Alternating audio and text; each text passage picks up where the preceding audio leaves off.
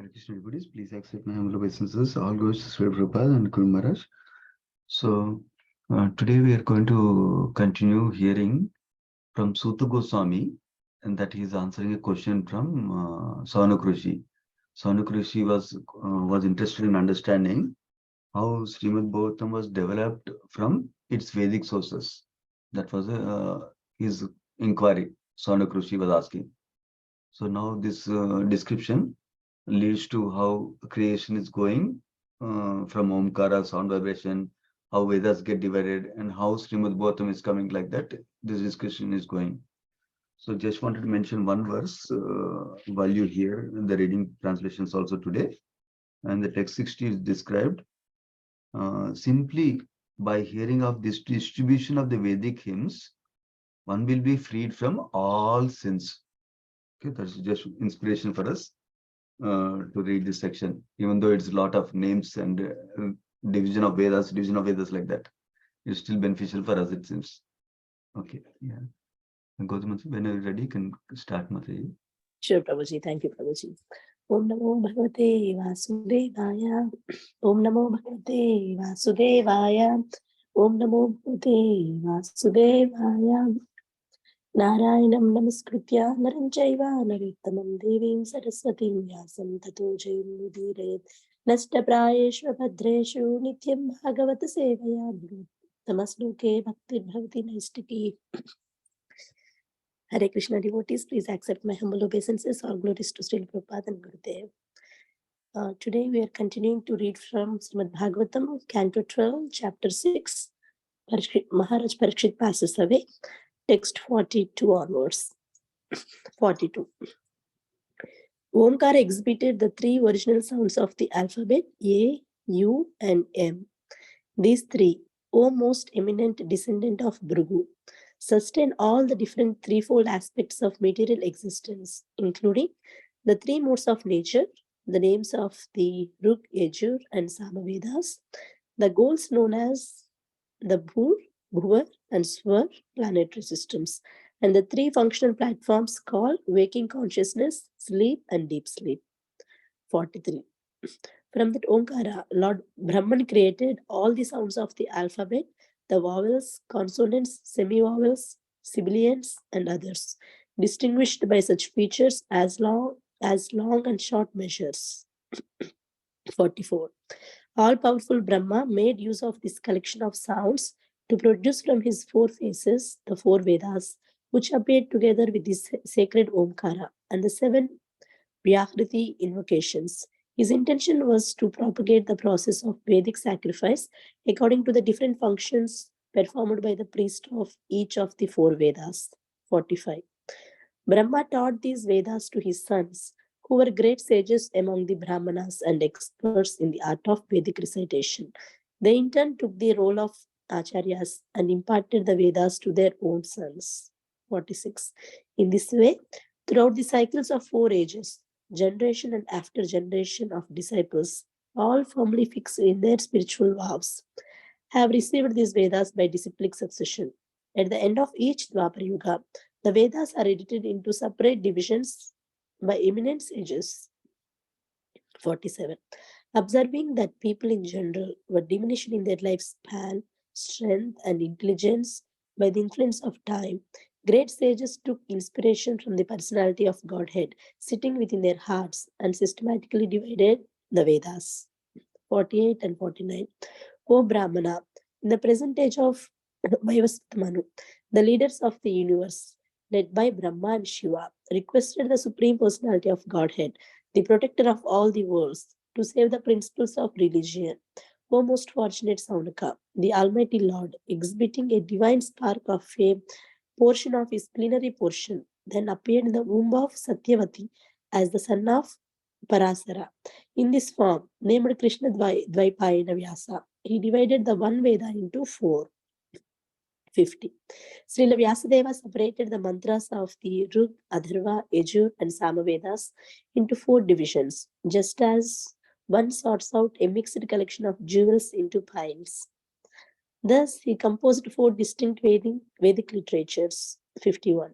The most powerful and intelligent Vyasadeva called 4 of his disciples, O Brahmana, and entrusted to each of them one of these four Samhitas. Srila Vyasadeva 52 and 53. Srila Vyasadeva taught the first Samhita, the Rig Veda, to Paila and gave this collection the name Bhavrucha to the sage Vaishampayana. He spoke the collection of Yajur mantras named Nigada. He taught the Samaveda mantras designated as the Chandoga Samhita to Jaimini, and he spoke the Atharva Veda to his dear disciple Sumantu. 54 and 56. After dividing his Samhita into two parts, the wise Paila spoke it to Indra Pramiti and Bashkala. Bashkala further divided his collection into four parts, O Bhargava, and instructed them into his disciples Bodhya, Yagnavalkya, Parasara, and Agnimitra.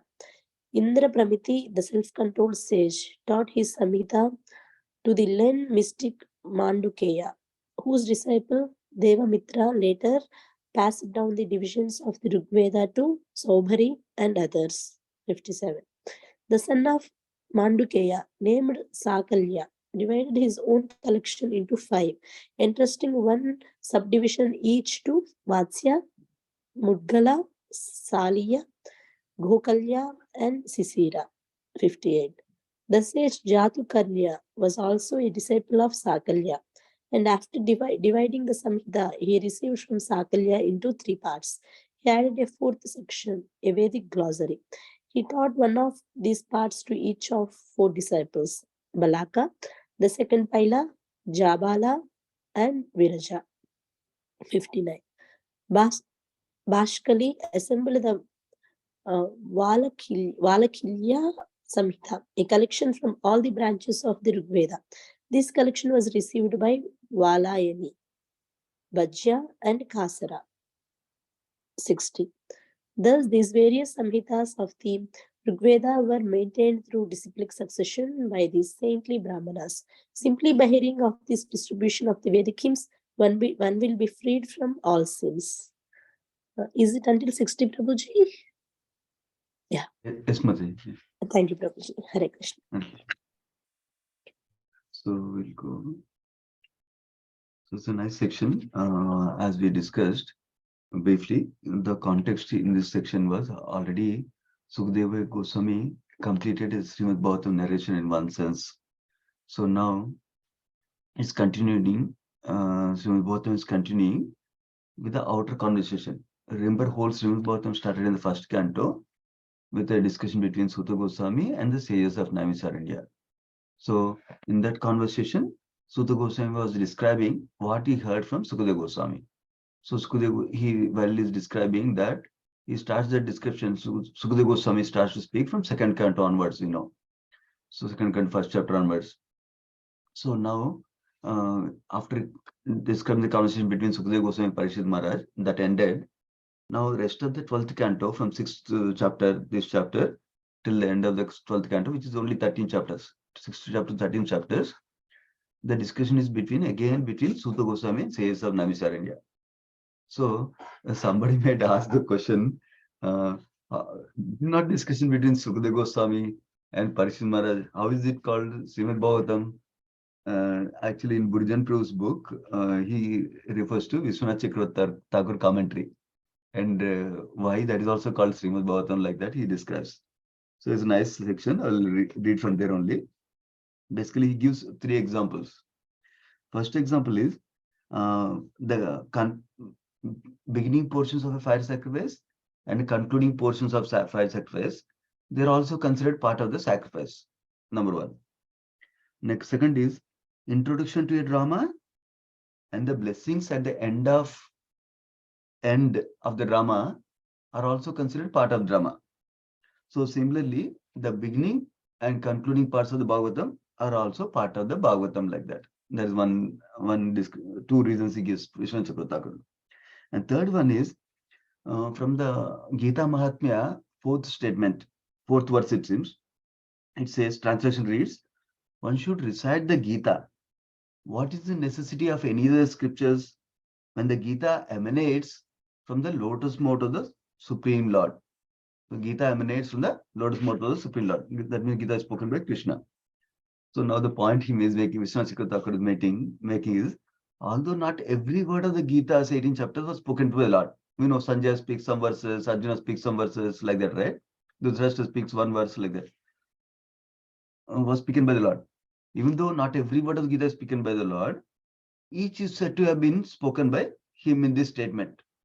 Similarly, although the last part of the 12th canto was not spoken by Sukadeva, it's also said to have been spoken by him. This is the conclusion.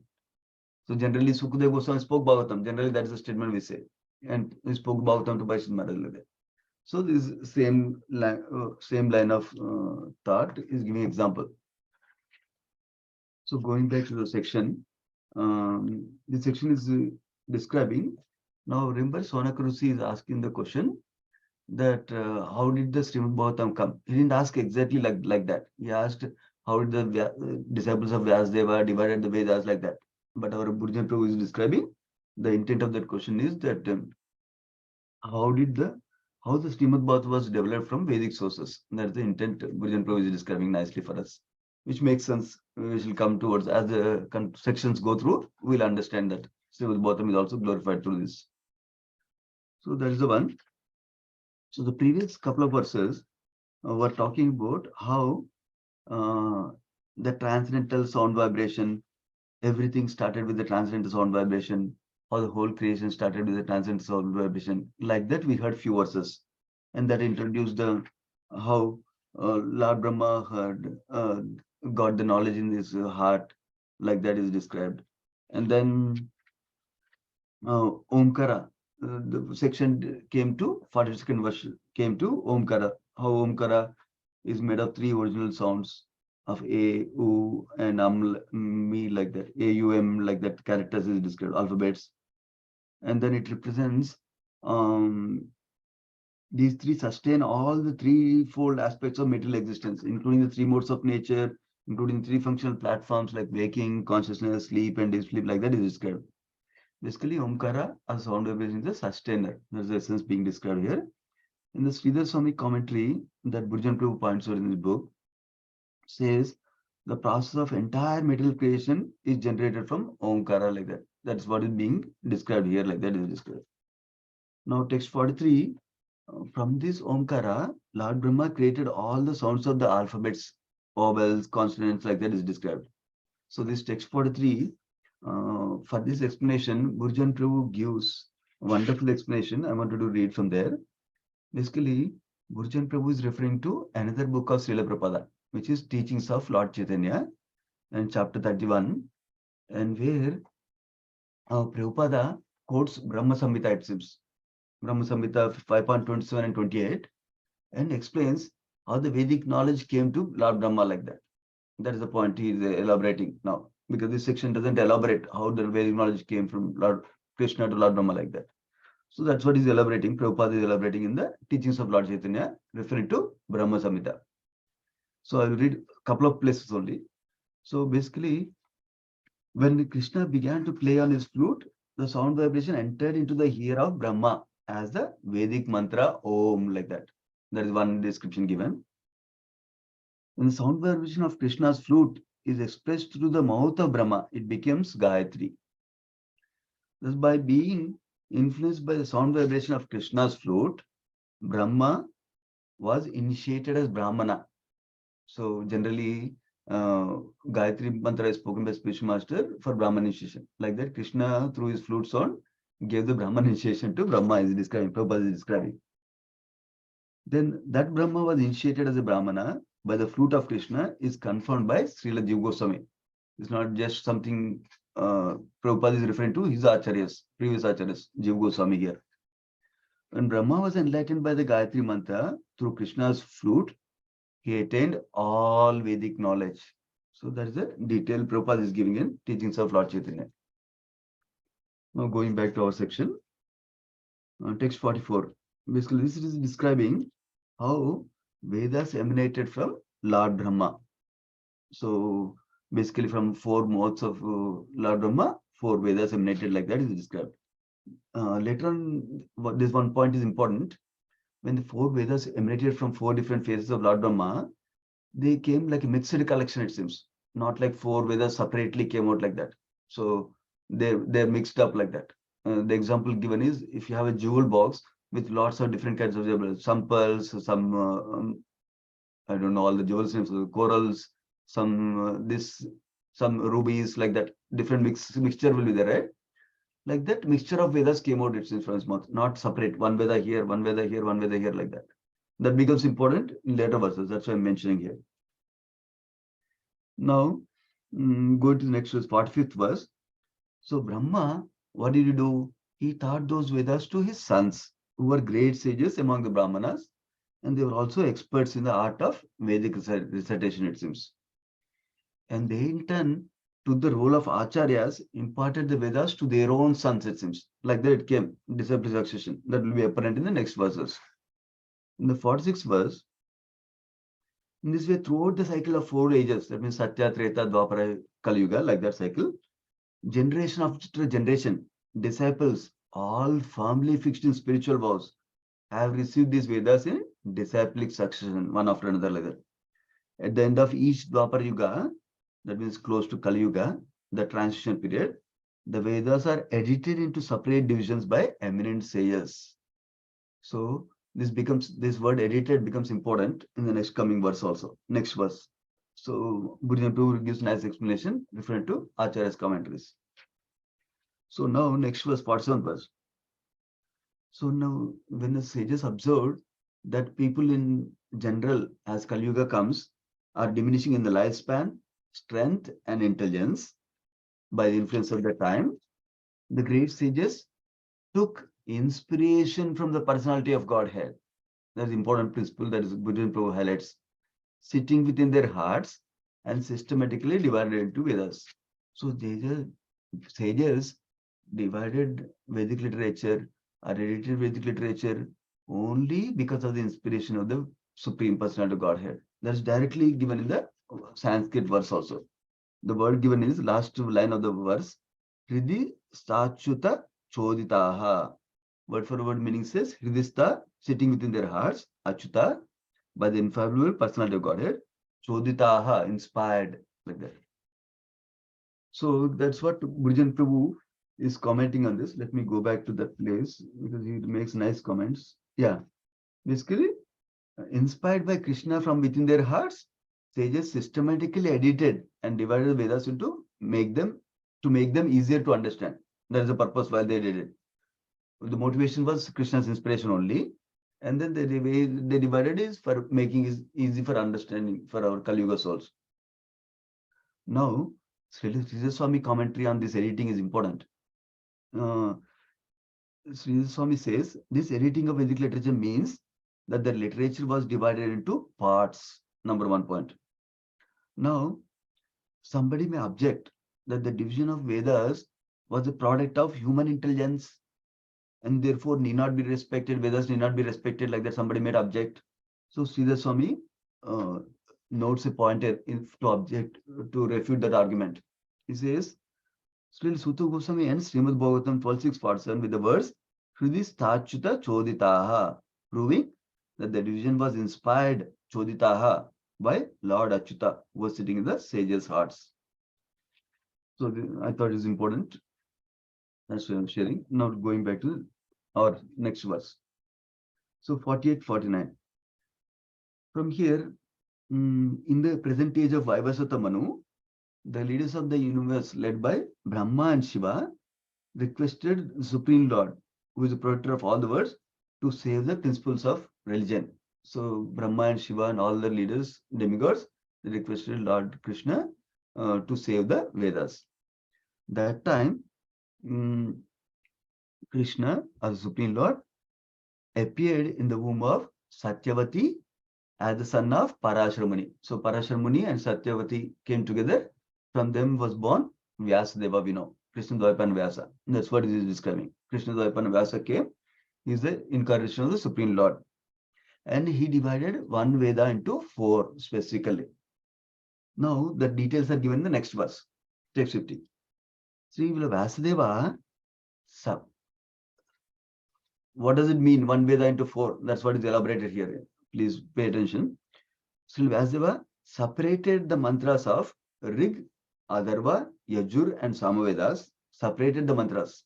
Not that he invented something like that. Separated the mantras into 4 divisions, just as one sorts out a mixed collection of jewels into piles.